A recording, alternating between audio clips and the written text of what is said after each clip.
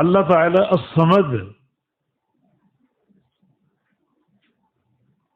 یہ ترجمہ یوں کر لو اللہ ہی الصمد،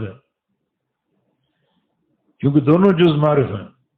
اللہ مبتدا معرفہ، الصمد بھی جو خبر ہے معرفہ۔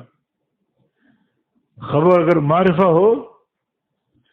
تو کلام میں ایک نیا معنی پیدا ہوتا ہے، اور وہ حصر ہی، یعنی اللہ ہی الصمد، جس کا معنی اگر کسی کا نام اللہ تعالیٰ کے اس نام کے ساتھ ہو عبد الصمد، تو اس کو پورا عبد الصمد کہنا چاہیے۔ بعض کہتے ہیں سمد صاحب آ گئے، سمد صاحب آ گئے، بالکل نہیں، اللہ ہی الصمد ہے۔ حصر کا معنی ہے، صمد کے بہت سے معنی علماء نے بیان کیے ہیں۔ عبداللہ بن عباس رضی اللہ عنہما صمد کا معنی کامل کرتے ہیں، کامل، مکمل، اور ان کے اس معنی سے یہ واضح ہوتا ہے کہ صمد کا اطلاق بھی ساری صفات پر، السید الکامل فی سعدتہ، العزیز الکامل فی عزتہ، الحکیم الکامل فی حکمتہ، اس کا اجراء بھی ساری صفات پر، رحمان ہونے میں کامل، رحیم ہونے میں کامل، سمیع ہونے میں کامل، بصیر ہونے میں کامل، حی و قیوم ہونے میں کامل، رزاق ہونے میں کامل۔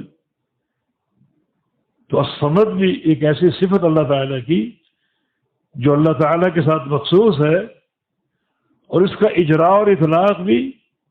تمام اسماء و صفات پر۔ تو چونکہ یہ دو جو نام ہیں احد اور صمد، یہ انتہائی وسعت کے حامل، بڑے وسیع المعنی، جن کا تمام اسماء و صفات پر اجراء ہو رہا ہے، اطلاق ہو رہا ہے،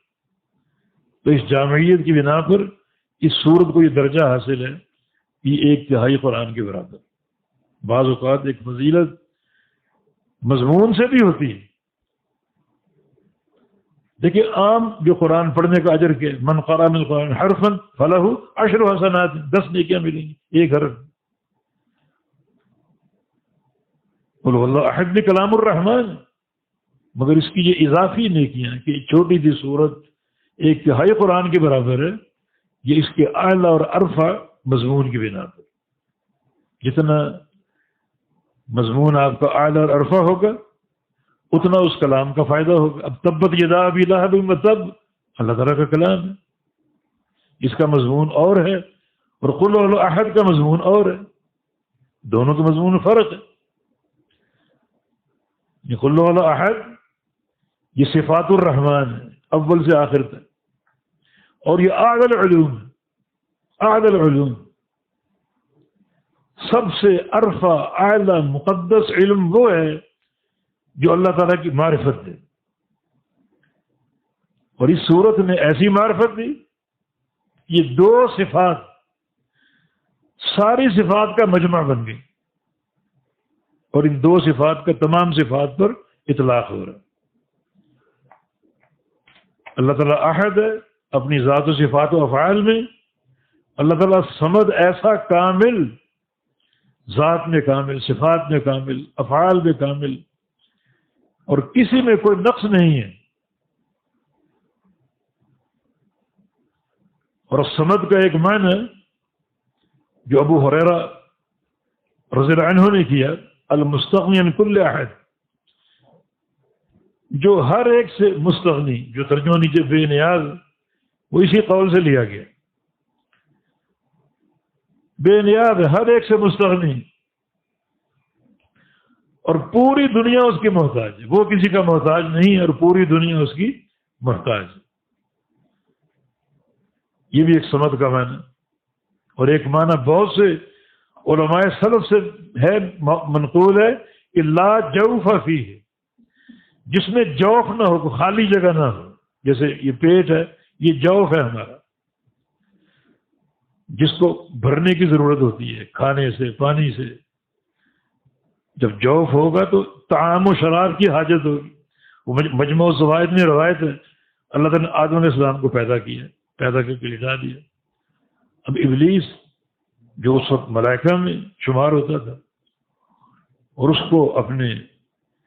علم کا ایک بڑا اس پر اعتماد بھی تھا،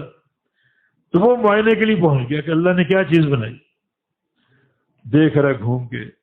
حتیٰ کہ چھو بھی رہا ہے اور چھوتے چھوتے پیٹ تک ہاتھ پہنچ گیا، دبایا تو وہ دب گیا، مانا یہ جوف ہے اور یہ بندہ اس کو بھرنے کا محتاج ہے۔ تو اس نے کہا کہ یہ انسان جو اللہ نے پیدا کیا سب سے زیادہ اگر یہ گمراہ ہوگا اور اللہ تعالیٰ کی ناراضگی کا نشانہ بنے گا تو اس پیٹ کی بنا۔ اور اللہ تعالیٰ الصمد ہے، جس میں کوئی جوف نہیں ہے، کوئی خالی جگہ نہیں ہے، وہ کھانے پینے کا محتاج بھی نہیں ہے اور پوری دنیا کو کھلاتا اور پلاتا ہے۔ یہ صمد کے معنی، تو اللہ الصمد، اللہ تعالیٰ الصمد ہے،